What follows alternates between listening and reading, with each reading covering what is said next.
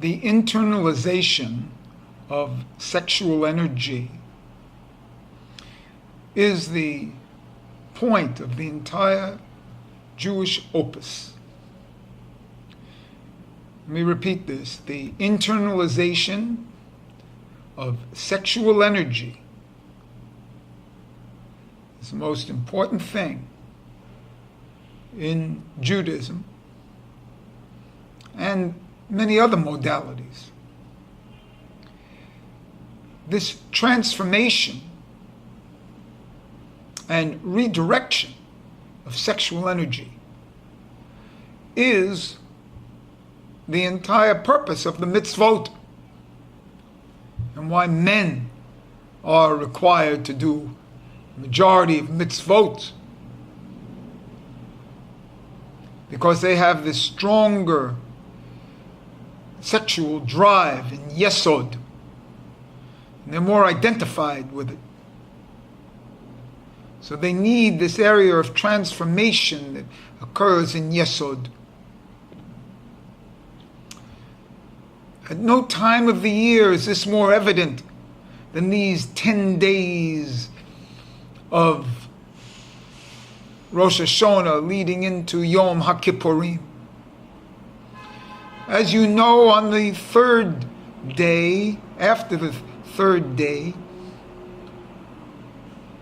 7 days before Yom HaKippurim, the Kohen Gadol was removed from his home environment and watched over that he didn't have orgasm. Because the going into the temple, into the Kodesh Kodeshim, the holy altar, that was a sexual thing that happened only once a year, and that happened on Yom HaKippurim. And then this ninth of Tishrei. What do we do on the 9th of Tishrei? We eat and drink as if it's and we get credit for it as if we fasted on the 10th. The whole thing leads up into the 10th. The 9th is Yesod. Remember, Yesod contains the word Sod, secret. This area, the sexual area, is the great secret. And this leads in to the 10th. And what do we do on the 10th? This is the day we're no longer people, we're angels. Why? Because we do the 5 restrictions. The 5 things that associate us with body. We become spiritual. We transform the sexual energies. It's a transformation. We internalize and transform these sexual energies. So what are the things that we don't do on Yom HaKippurim? We don't eat and drink. That's what bodies do. We don't wear leather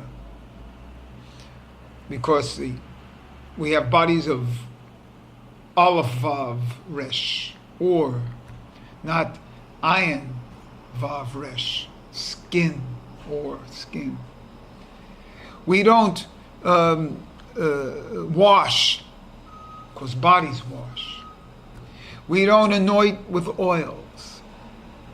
And we don't have marital relations, which is the coming of Yesod into Malkus.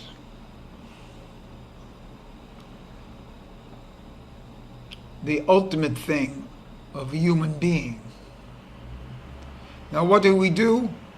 We transform this energy into spirituality.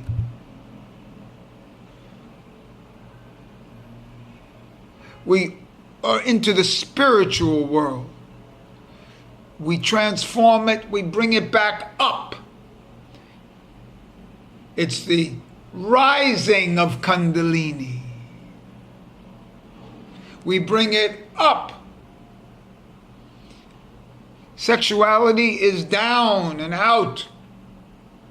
Spirituality is in and up. Down and out is what we've been doing in our mundane world, in our world, in the secular world, where everything is permitted. And then, because of that, we are socially controlled. Giving apparent freedom is a social control.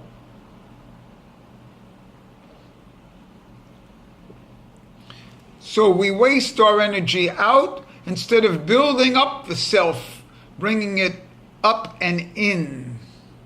In and up.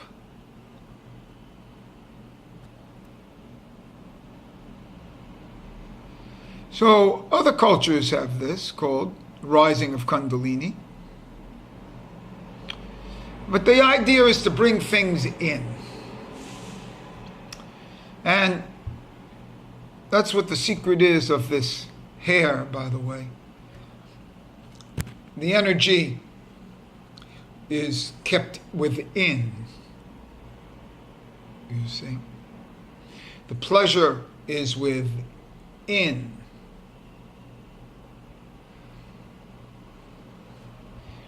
So, this is what occurs on Rosh, on Yom HaKippurim.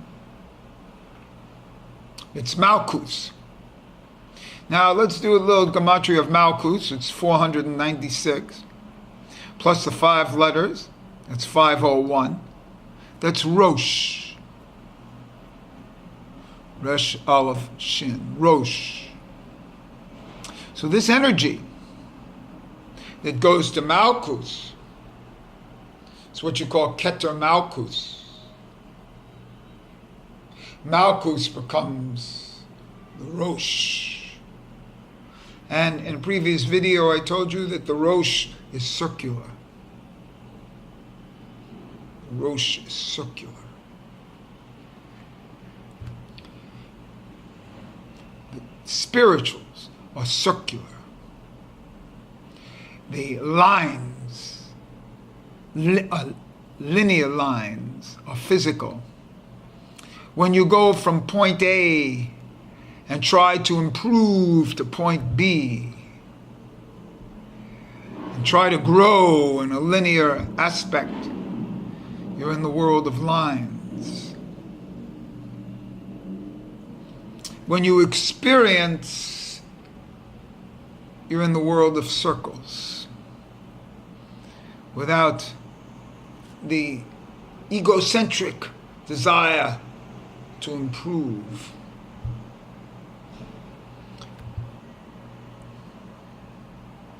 This whole secret of Yesod into Malkuth is the 9th day of creation, of Tishri into the 10th day, Yom HaKippurim. It's the great essence of the Kohen Gadol. But it's a great essence and what we're supposed to do. This is the essence of Judaism. But it's you. Transformation of your sexual energy is the opus, is the work. Everything one does is sexual. Of course Freud was right. Where did he get it from?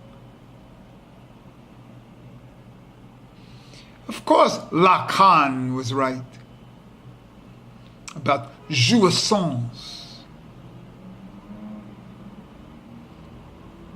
Judaism has it, Tanug.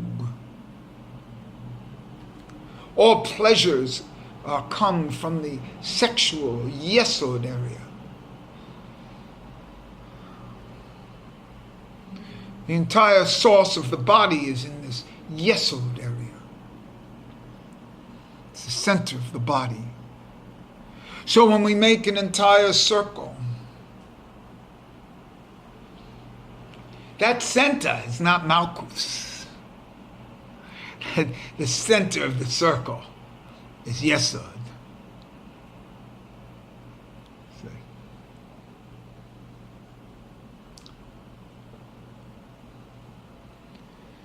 This is a very deep issue. It's the internalization of, how do I say it, of sexual energy that occurs on Yom HaKippurim. And it permits, this internalization permits a transformation of the self. So as we approach this, not only Yom HaKippurim, but every day we have this Yesod and Malkus union. And as I've given in previous videos, that has to do with the shofar, has to do with the full spelling of Yesod as 586 Yerushalayim, and these essences have to be perceived in the body. And if you don't perceive these in the body, you're only kidding. You see? Because everything has to become a body knowledge. This is the temple. Not some temple you read about. And the destroyed temples are only the temples that you're not aware of. In other words, when you're aware of your body as the temple, that's the third temple. When you're aware of the chambers in your body, those are the chambers. When you learn how to use your sexuality to internalize it, then it comes up the center pillar of the tree of life, very much familiar to Kundalini, coming up and piercing the chakras.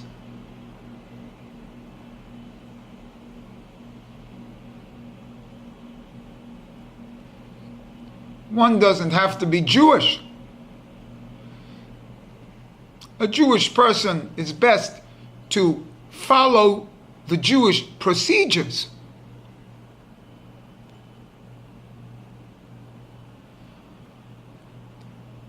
We are given this volcano. And instead of letting the volcano out, let the volcano in and up. In and up.